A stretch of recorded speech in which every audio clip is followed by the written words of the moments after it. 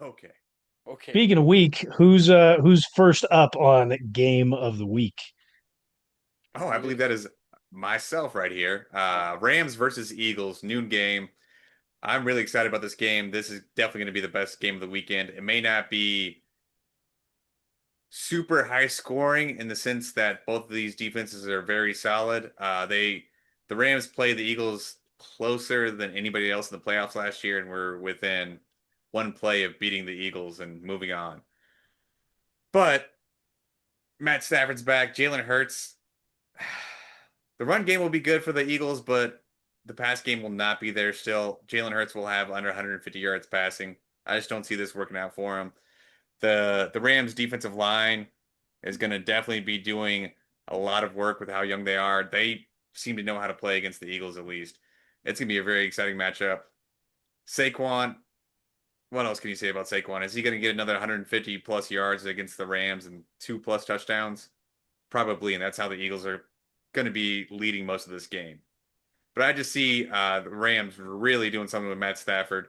You got Puka out there still doing his thing. He was running a lot last week, which get him the ball any way you can, and he's going to try to score. You got Devontae Adams. He's looking pretty solid over there. Still getting chemistry with Matt Stafford. And Kyron Williams. I don't know how well he's going to do against the Eagles' run defense, but he'll Had do a a pretty lot poor better year than this year so far. so far. But you got to think he's going to do a better performance than Isaiah Pacheco did last week, right? Anybody does better than Isaiah Right. Pacheco currently. So it's exciting matchups all across the His board. two week sample size isn't too great right now. No, not at all. So, but this is honestly going to be the most exciting game of the week for me. I'm glad I got a pick first. I don't think your guys' games are going to do anything compared to this one, but good luck. I mean, I hope it's exciting because I have Puka Nakua in a couple leagues, and I'll be excited to see what he can do against the Eagles' really good defense. I know that we talked about they're not as good as they have been in previous years, but they're still pretty stout. So hopefully Matt Stafford and Puka can get it done for me. The My game of Eagles the just suck to watch. So they're not whatever fun. they suck. Look, I hope look they for start a throwing the flags. yeah, look for a false start flag on a tush push this week. Lineup I would like to see that. infractions. So okay. Yeah, I think there's probably going to be quite a few flags if they start doing the push tush. I Push think the tush. league push tush. Push that Uh, tush, baby. I think that's exactly what it is. Um, I think the league is going to start taking notice after the 2 weeks. I think what we saw for the through the first 2 weeks, and there were some issues in that game against the Cowboys as well. And now that it's being called out on national television, very much like Jawan Taylor and his false starts were last season against the Ravens, I think this is one of those times where the league refs are going to start paying attention, or maybe they've been asked to by the league. Yeah. My game of the week, I think it's going to be much more exciting than Rams Eagles because it's two teams that have been playing somewhat well, right? We've got the Broncos and the Chargers. Chargers are 2.5 point favorites. The offense from the Chargers has been electric so far. I mean, beating up on the Chiefs and had a great week last week defensively. They've also been fairly strong. Now they've just lost Khalil Mack. He's on IR. I expect it. I don't know if he's going to be out for the season. They didn't exactly say what the injury was, just that it was an elbow issue. Looked like it could have potentially been a tricep while it was on the field, but I guess we'll find out as we go forward. He is also old as hell, This so maybe his career's just done. this I'm not just sure. in, Khalil Mack does have an elbow. Does have an elbow. This reports confirmed from It is sources. injured. It is injured now. Broncos defensive line has been getting a ton of pressure. Nick Benito leads the league in pressures per snap. I think it's 33% of snaps that he takes, he has a pressure on, which passing snaps at least. 33% pressure rate. And just fantastic, or win rate on those pressures, I should say. But fantastic from him. Their defensive line has been great, but on the opposite side of that, their passing defense overall has been horrible. In coverage, they've been porous. Take a look at it last week, and realistically, take a look at what they did against Tennessee. It wasn't that great. Guys for Tennessee literally just could not catch the ball.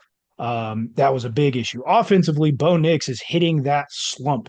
But we have seen these two teams play against each other in the AFC West, and they'd be really good games. I still don't think the Broncos are fully out. I'm not fully out on them. They've got a great head coach. Some things can get corrected there. I expect this to be with some of the losses that the Chargers have had on offensive side and the defensive side. I expect this to be a really tightly contested AFC West matchup. Yeah, and it looks like Justin Herbert has the Madison Beer effect because he is having fantastic years so far. Maybe that's just also being Looking good. under Harbaugh for another year, but I mean, you've got Harbaugh. Lad McConkey is not a rookie anymore. He knows how the league looks. You've also got Keenan Allen, who's come back, and they had a great connection before he left for the Bears. Even again, they're wide. I would Quentin, look. I was gonna say I would look at sitting Quentin Johnson this week though. Like you're going to Broncos sit him. defense, those drops are gonna come back eventually, man.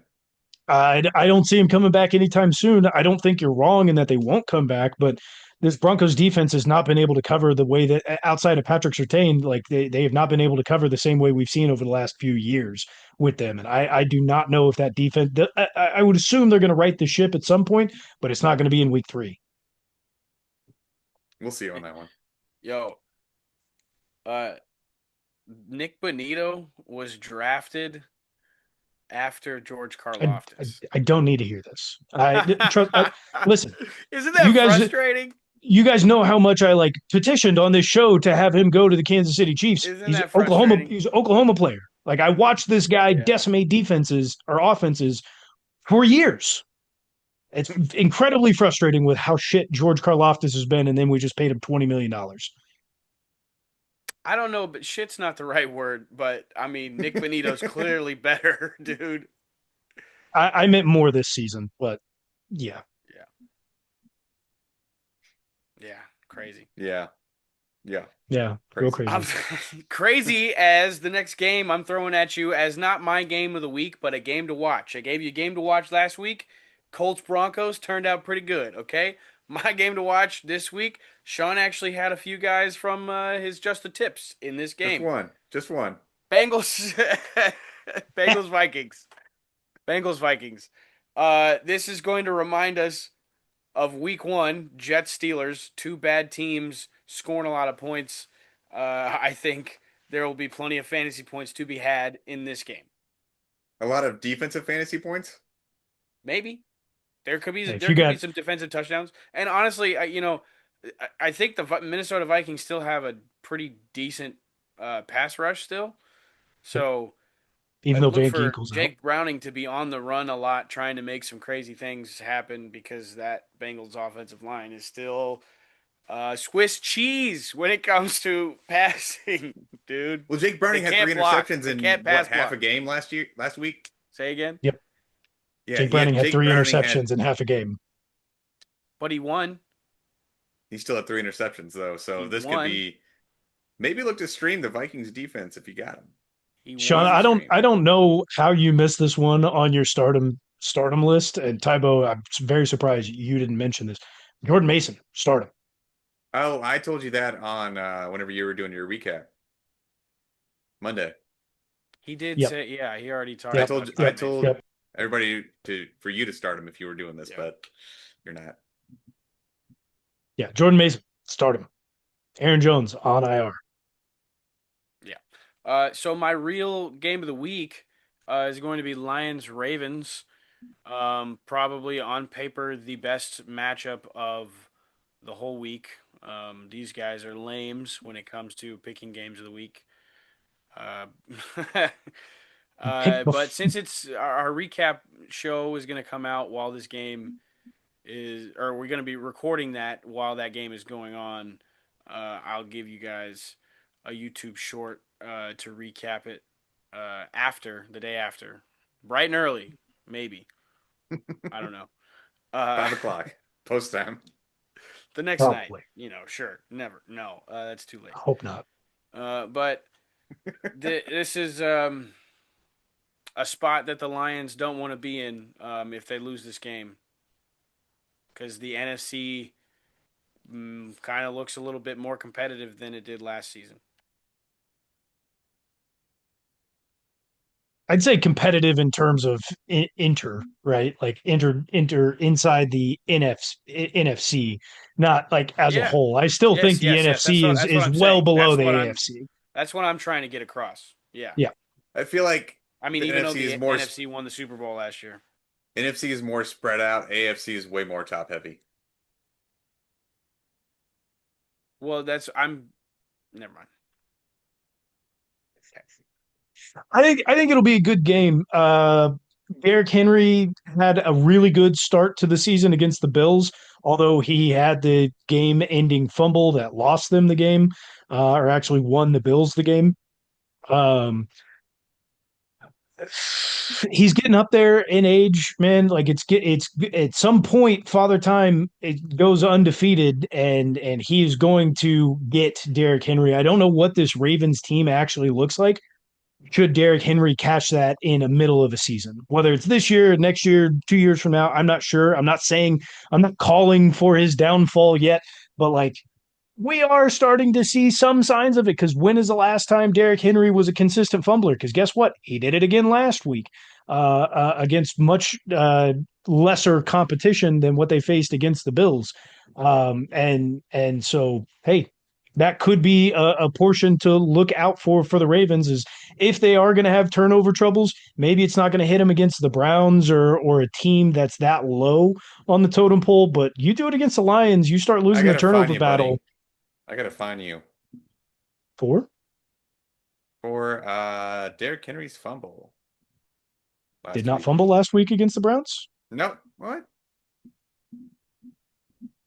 Did he not? He fumbled against the Nope. Bills. He fumbled last week, but it was recovered by them. Still fumbled. Find yourself. This fucking guy.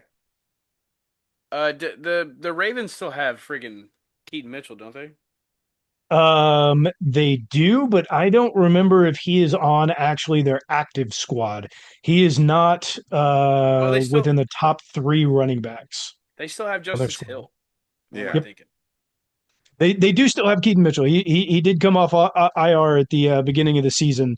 But so But yeah, I Justice don't know. Justice Yeah. Hill has popped off in some in some uh not even in relief of Derrick Henry. Well, kind of in relief, like when Derrick the Ravens have the game locked up and they put Justice Hill in, he can make a lot of things happen. So I don't know, like how the Ravens offense would change. I feel like I know, um, not know. I'm speculating that it would be a lot more read option and maybe some RPOs. Lamar Jackson just being a little bit more mobile than he already is.